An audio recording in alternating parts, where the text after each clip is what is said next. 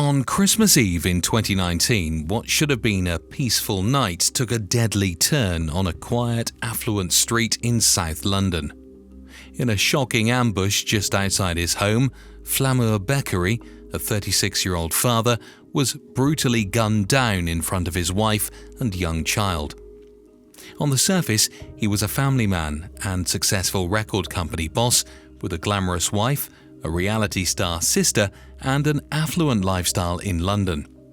However, this was no ordinary killing, and as investigators dug deeper, the layers of his past and ties to an international criminal underworld began to surface. But who was Flamur Beqiri? And how did a former Swedish music promoter with Albanian roots end up living in the UK marked for death? Flamur was more than just a London resident. His life was entangled in an international web of organised crime, stretching from Sweden to Denmark and beyond. While he tried to move his family to the UK for a fresh start, his past wasn't so easy to escape. You are watching OCG TV. Have you ever wondered why your inbox is flooded with emails for magic weight loss pills or those sketchy calls about your car's extended warranty? That's because data brokers, sneaky middlemen of the digital world, are out there selling your info like it's on clearance sale. Enter Incogni, your secret weapon against these digital peeping toms. Here's the deal. Data brokers don't just lurk, they're busy gathering every scrap of your personal info they can find. For example, anytime you visit a website, digital tracking devices called cookies will track your online activity. Think about when you've applied for a credit card, bought a house or a car. These innocuous actions that we take on a daily basis generate data about us. That data gets bundled, sold, and spread across the web faster than you can say spam folder. This info then gets used by marketers, scammers, or even identity thieves to annoy, mislead, or worst case, impersonate you. As recently as June this year, a huge cyber attack on a major UK healthcare company saw the theft of data related to some 300 million patient interactions dating back a significant number of years.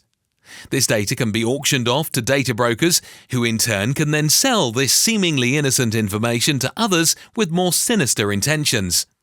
This is where Incogni comes in. They specialize in hunting down those data brokers on your behalf and get them to delete your personal data. And the result? Your personal data is harder to find online. You receive fewer scam calls and messages, and your risk of being targeted by identity theft attempts is dramatically reduced. So, why let data brokers profit off you? Take back your personal data with Incogni. Use code OCGTV in the link below and get 60% off an annual plan today. Chapter 1. Madness in Malma. To understand Flamur Beqiri's murder, we need to travel to Malma, Sweden, a city with a dark undercurrent of organised crime. Flamur grew up here and quickly found himself entangled in a dangerous world. Born to Albanian parents, he became involved with local criminal networks early on. Malma's criminal scene has long been dominated by violent gang rivalries and drug trafficking, and Flamur's connections ran deep. He had claimed to be running a record label in the UK, but Swedish detectives police knew him to be among the most feared gangsters in the country. A leading member of a drug gang, Beqiri fled Malma for Britain with his family and a fellow gang member amid intensifying violence. In the Malma underworld, his gang was known as the Alliance, who rivaled with another group led by a man known as the Boxer.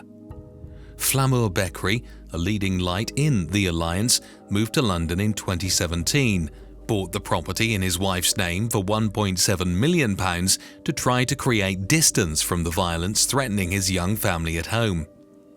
Despite installing top-quality CCTV, he was shot dead on the doorstep in front of his wife and child. His gang, responsible for massive importations of drugs via Sweden's ports, faced a growing threat from a group led by Amir Mekki, known as the Boxer. Beqiri's wife, Deborah Krasniki, appeared aware of the threat to her husband and his friend Naif Adawi, who had also moved to Battersea. Minutes after Beqiri was shot dead, she made a phone call to Adawi. She finished the call by warning him that possibly someone was coming for him as well. Adawi had already survived one attempt on his life when a gunman opened fire as he left his Malma apartment in August 2019, carrying his newborn baby daughter. The gunman confronted 33-year-old Adawi outside a falafel shop in the upmarket Ribersborg district. When Adawi handed over the baby to Caroline and fled, the assassin turned his gun on her. She was riddled with bullets before the assassin finished her off with a shot to the head as she lay dying on the pavement.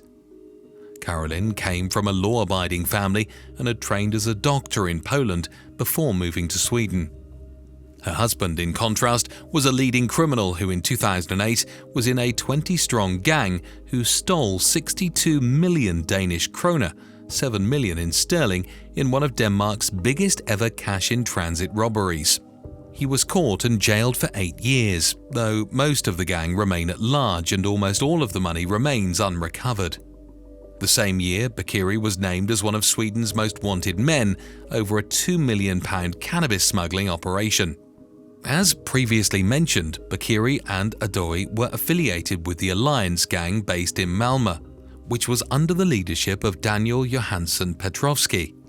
Together, Beqiri, Adawi and Petrovski operated a business named Capital Cars, although it is widely believed that this enterprise served as a facade for their illicit operations. Petrovski found himself entangled in a conflict with a competing syndicate led by Amir Mekki, a Danish criminal of Moroccan descent. The feud ignited in June 2018 when Mekki's gang kidnapped Petrovski's half-brother. Although he was eventually released, Petrovski was resolute in his pursuit of vengeance. In June 2018, 3 members of Mekki's gang were shot and killed at a cafe in central Malma. Petrovski is also believed to have orchestrated the assassination of Zakaria El-Kayati, who had been apprehended by police in connection with the kidnapping but was subsequently released. A full-scale war erupted within the criminal underworld, and after failing to eliminate Adawi and being unable to flush out Petrovski, Mekki set his sights on Beqiri as his next target. Chapter 2. The Master Plan. On Christmas Eve 2019, Beqiri and his wife Deborah dined at the Colbert restaurant in Sloane Square. Deborah later recounted in court that her husband had instructed her to enter the restaurant first, take a seat at their table and capture a photograph. Only after this did he enter, seemingly assured that the area was safe. By 9 p.m. they had departed the restaurant, collected their 2-year-old son from a nanny and crossed the River Thames. A CCTV camera positioned outside Beqiri's residence in Battersea recorded the family's arrival, with the young boy in the centre holding each parent's hand. As they paused for Alex to open the garden gate, a shadowy figure emerged behind them and discharged 9 rounds. 8 of those shots struck their intended target, and as the assailant fled, Deborah's screams were captured by the CCTV's audio system. Alex sustained fatal injuries and was pronounced dead at 9:46 p.m. A short time later, Deborah contacted Adawi, who was also in London, and cautioned him, "They may be targeting you next, be careful." That evening, as the rest of London was gearing up for Christmas celebrations, detectives initiated a murder investigation. By December 27th, they had pinpointed the apartment in Oyster Wharf to which the assailant had returned after the shooting of Beqiri.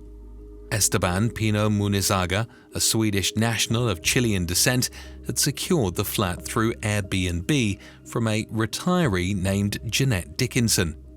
Prior to the murder, she sent him an email stating, "Enjoy your trip to London. Have a Merry Christmas. If you want a great Christmas lunch, there is the famous Gordon Ramsay restaurant in Battersea Square, but you'll have to book." On December 27th, detectives contacted Mrs. Dickinson by phone in Spain and found out she had rented it out to a Swede.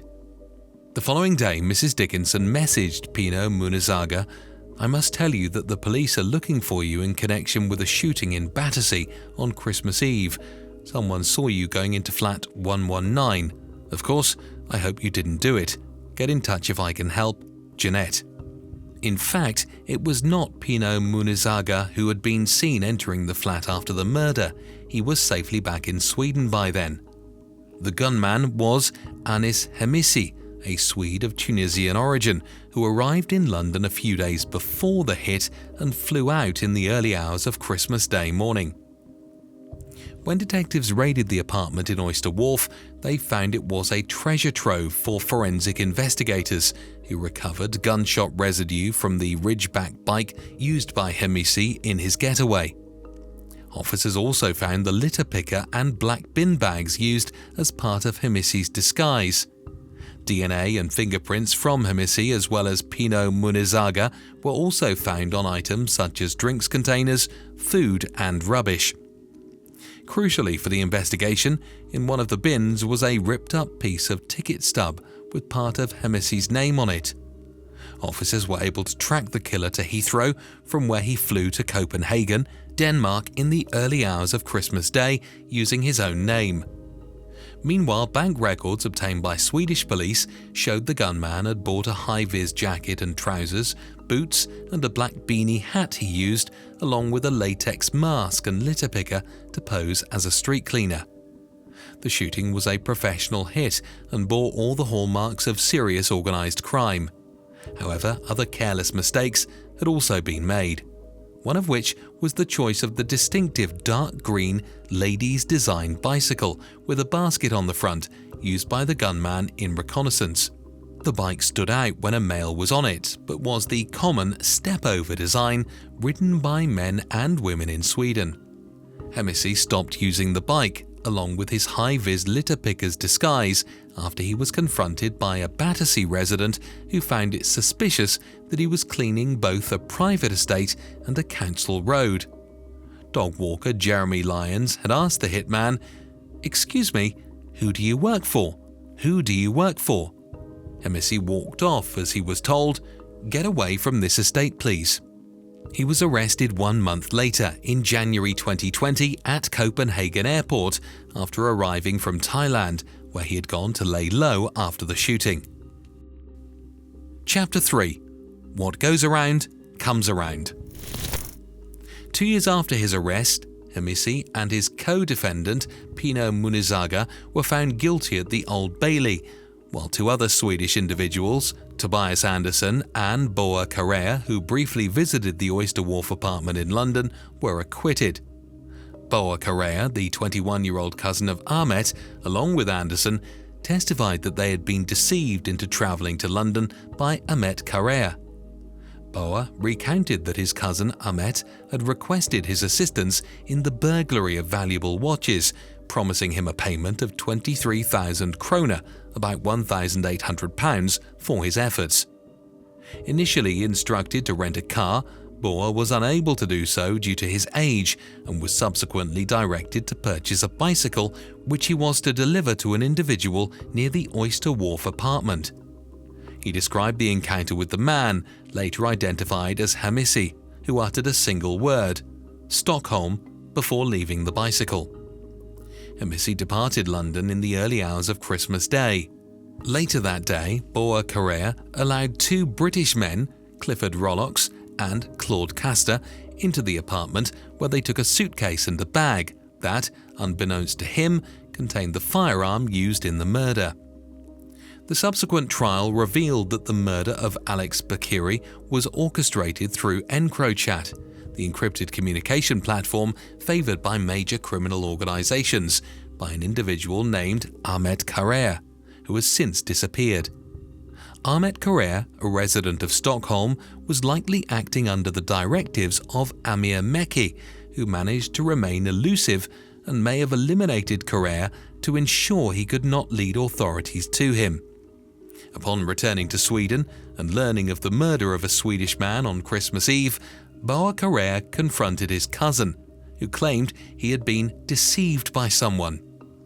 Shortly thereafter, Ahmet Correa travelled from Sweden to Egypt, where he was subsequently apprehended for drug trafficking. On January 21, 2020, 2 explosions occurred in the Stockholm suburbs of Husby and Kista, inflicting significant damage to 2 apartment buildings inhabited by Carrère's family. During the Beqiri murder trial, it was disclosed that Carrère was heavily in debt due to his gambling addiction and had taken out loans in his own name as well as in the names of family members. He had also borrowed from unsavory individuals, including a Swedish gang known as the Death Patrol. At the time of the bombings, these creditors were pursuing him for repayment. However, the fate of Ahmet Carrère remains uncertain. In February 2020, Boa Carrère reported receiving a Snapchat call from his cousin who was incarcerated in Egypt.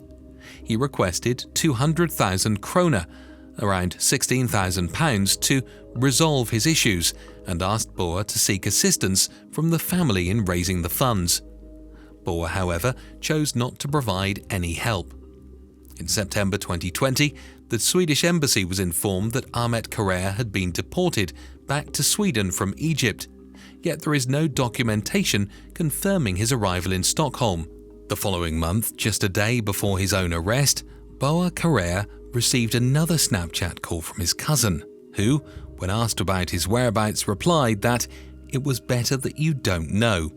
Boa speculated that his cousin might be in hiding in the Kurdish city of Diyarbakir in eastern Turkey. The Carrère family is Kurdish, and Boa said they had emigrated to Sweden before he was born. But it is equally possible that Amir Mekki had Ahmet Carrère killed to prevent him linking him to the Beqiri murder, or that the Death Patrol or others he owed money to finally caught up with him. When Anis Hemisi was finally sentenced at the Old Bailey in February 2022, he was given a life sentence and told he must serve a minimum of 35 years.